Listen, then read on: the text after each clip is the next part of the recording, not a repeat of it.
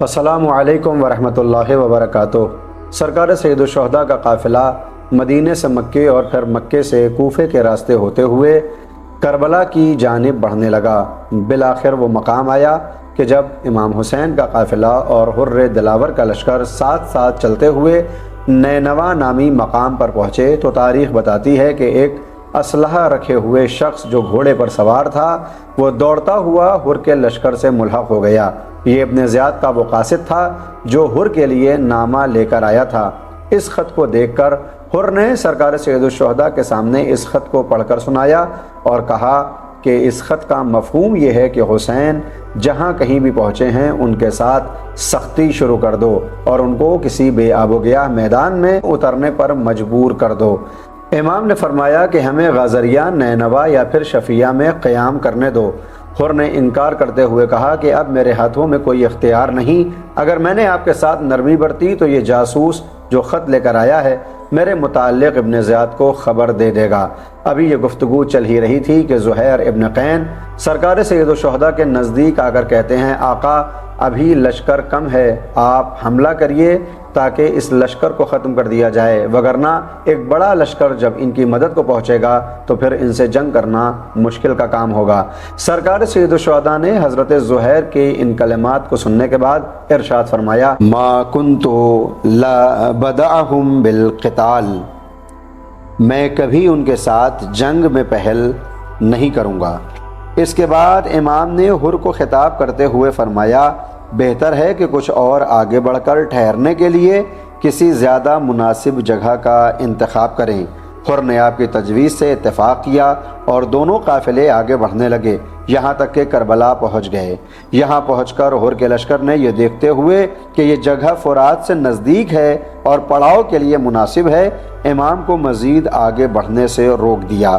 امام حسین نے یہاں اترنے کا فیصلہ کرنے کے بعد اس جگہ کا نام دریافت کیا۔ آپ کو بتایا گیا کہ اس جگہ کو تف کہتے ہیں۔ امام نے پوچھا، کیا اس کا کوئی اور نام بھی ہے؟ عرض کیا گیا کہ اسے کربلا بھی کہتے ہیں۔ امام علی مقام نے کربلا کا نام سنتے ہی فرمایا، اللہم اعوذ بک من الکرب والبلا، ہا ہونا محط رحالنا وہا ہونا واللہ محل قبورنا وہا ہونا واللہ محشرنا ومنشرنا وبہذا وعدنی جدی رسول اللہ ولا خلاف لوعدہ۔ بار الہ رنج و غم سے میں تیری پناہ مانگتا ہوں۔ پھر فرمایا، یہی ہمارے ٹھہرنے کی جگہ ہے، خدا کی قسم یہی ہماری قبروں کا مقام ہے، خدا کی قسم ہم یہیں سے قیامت کے دن زندہ کیے اور اٹھائے جائیں گے۔ میرے جد امجد نے اسی کا وعدہ کیا تھا اور اس کا وعدہ کبھی جھوٹا نہیں ہوتا۔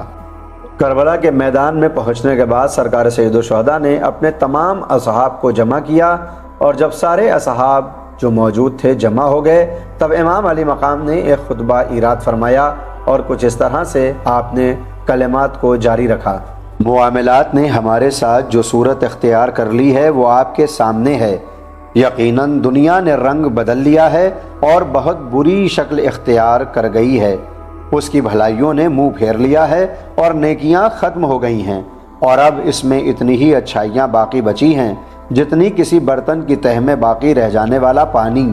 اب زندگی ایسی ہی ذلت آمیز اور پست ہو گئی ہے جیسے کوئی سنگلاخ اور چٹیل میدان۔ آپ دیکھ رہے ہیں کہ حق پر عمل نہیں ہو رہا اور کوئی باطل سے روکنے والا بھی نہیں۔ ان حالات میں مرد مومن کو چاہیے کہ وہ خدا سے ملنے کی آرزو کرے۔ میں جانبازی اور شجاعت کی موت کو ایک سعادت سمجھتا ہوں اور ظالموں کے ساتھ زندگی گزارنا میرے نزدیک ذلت اور حقارت ہے۔